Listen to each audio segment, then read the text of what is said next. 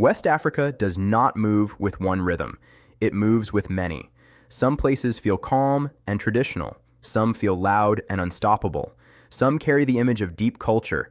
Others carry the weight of struggle, survival, and hustle. And that is what makes this region so fascinating. West Africa is not one mood, one identity, or one story. It is a long stretch of proud nations, powerful histories, strong personalities, and unforgettable reputations. So in this video, we are going through the popular stereotypes and common perceptions people attach to West African countries, not to reduce them to one image, but to understand the way they are often seen from the outside. Let us begin. Benin is often seen as one of West Africa's most underrated countries. It does not usually dominate headlines, and that quietness has become part of its image. The stereotype is that Benin is calm, modest, traditional, and deeply connected to spiritual heritage. It is strongly associated with voodoo culture, and that gives it a distinct identity in the region. In many people's minds, Benin feels small, chill, historic, and quietly important. Then you move to Burkina Faso and the tone changes. Burkina Faso is often seen as one of the cultural hearts of West Africa. The image here is not built around luxury or global attention. It is built around pride, music, festivals, humor, and a simple, grounded way of life. The stereotype says Burkinabe people are proud, resilient, and full of character. Not flashy, not soft, but authentic. A country with cultural weight and a strong inner core. Then there is Cabo Verde, sitting out in the Atlantic with a completely different energy. Cabo Verde feels less like pressure and more like rhythm. More breeze than noise. More stillness than chaos. It is often seen as dry, scenic, stable, tourism-driven, and deeply relaxed. The stereotype is that life moves slower there, and the people carry that same island calm. Laid back, easygoing, and comfortable in their own pace. Cabo Verde feels like West Africa exhaling. Côte d'Ivoire brings back the brightness. It is often associated with warmth, generosity, sunshine, and social ease. The stereotype is that Ivorians are welcoming, pleasant, expressive, and easy to connect with. There is smoothness to the country's image, a sense of social confidence.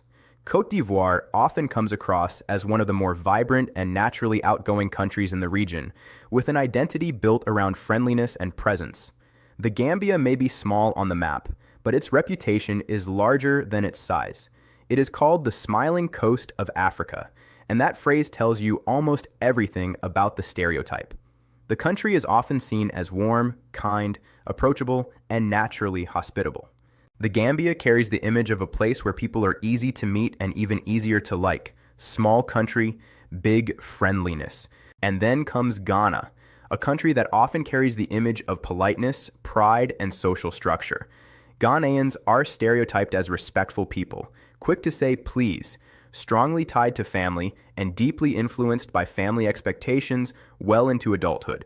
Ghana is also linked to jollof rice debates, football passion, and the famous elaborate funeral culture that turned even coffins into art and global internet history.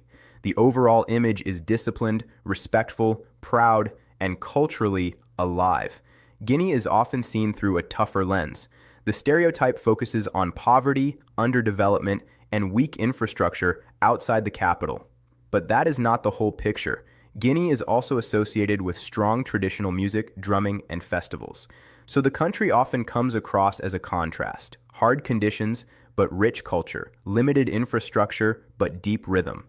It is a place where struggle and expression seem to live side by side. Guinea-Bissau is one of the least talked about countries in the region, and that silence has become part of its identity.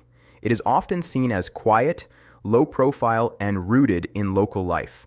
The stereotype is of a country tied closely to rivers, forests, community, and everyday survival. It feels like a place that stays outside the spotlight, not because it has no story, but because the world rarely stops to listen. Liberia carries a different kind of weight. Its image is built around struggle, endurance, and constant effort. The stereotype is that life there is hard, and every day requires hustle just to stay afloat. Liberia is often seen as a country where resilience is not a slogan.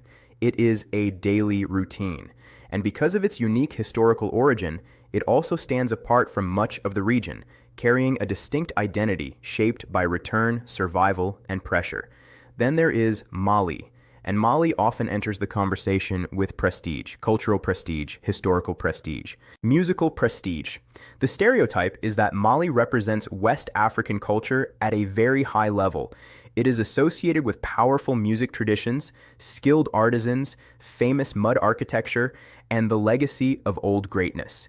Even when modern hardship enters the picture, Mali still carries the image of a country with deep roots and serious cultural gravity. Mauritania feels distant in a different way. It is one of those countries that many people rarely mention, and that absence itself shapes the stereotype. Mauritania is often seen as overlooked, austere, military-influenced, and socially complex. The image is serious, quiet, and hard to read from the outside. It does not project itself loudly, but it leaves the impression of a country carrying heavy history and a very reserved public face. Niger is often imagined as one of the hardest environments in the region. The stereotype begins with the land itself: heat, dust, drought, a geography that feels like it is constantly testing the people who live on it. Niger is often seen as a place where farming is difficult, survival is demanding, and everyday life is shaped by the harshness of the environment. In simple terms, the outside image of Niger is struggle against nature every single day. And then there is Nigeria. Nigeria is so large, so loud, and so energetic that people often say it feels like its own universe. With over 250 ethnic groups and a global diaspora, Nigerians seem to be everywhere. The stereotype is powerful, hardworking, ambitious, highly educated, deeply competitive, and overflowing with confidence. Sometimes too much confidence. Hustle culture in Nigeria is intense. Parents are demanding, success is everything, and anything less than excellence can feel like failure. Nigeria is also tied to the image of corruption, bribery, scams, and at the same time, a massive creative industry through Nollywood. If stereotype is that Senegalese people are humble, sweet, social, and deeply hospitable, tea, football, and shared meals sit close to the center of the national image. Senegal often comes across as open-hearted and community-driven, with a calm confidence that does not need to shout to be felt. Sierra Leone carries one of the sharpest contrasts in the region. Resource-rich, but economically poor. That is the image many people know first. Diamonds, potential, natural wealth, but also hardship, underdevelopment, and struggle in daily life. The stereotype is of a country with value in the ground, and then there is Togo, one of the quieter names in West Africa. Togo is often seen as small, low profile, and rarely at the center of major controversy. But it also carries a strong identity linked to traditional religion, voodoo culture, markets, and community-centered life. The stereotype is not loud or dramatic. It is rooted. Togo feels like a country with deep local identity, cultural tradition, and a quiet sense of stability. And when you step back and look at all of them together, West Africa cannot be reduced to one face. Benin feels spiritual and understated. Burkina Faso feels proud and cultural. Cabo Verde feels calm and ocean. Cote d'Ivoire feels bright and social. The Gambia feels open. Ghana feels respectful and family-centered. Guinea feels tough but musical. Guinea-Bissau feels quiet and overlooked. Liberia feels resilient. Mali feels historic and artistic. Mauritania feels distant and serious. Niger feels harsh and survival-driven. Nigeria feels massive and unstoppable. Senegal feels gentle and hospitable. Sierra Leone feels rich in resources but burdened in reality.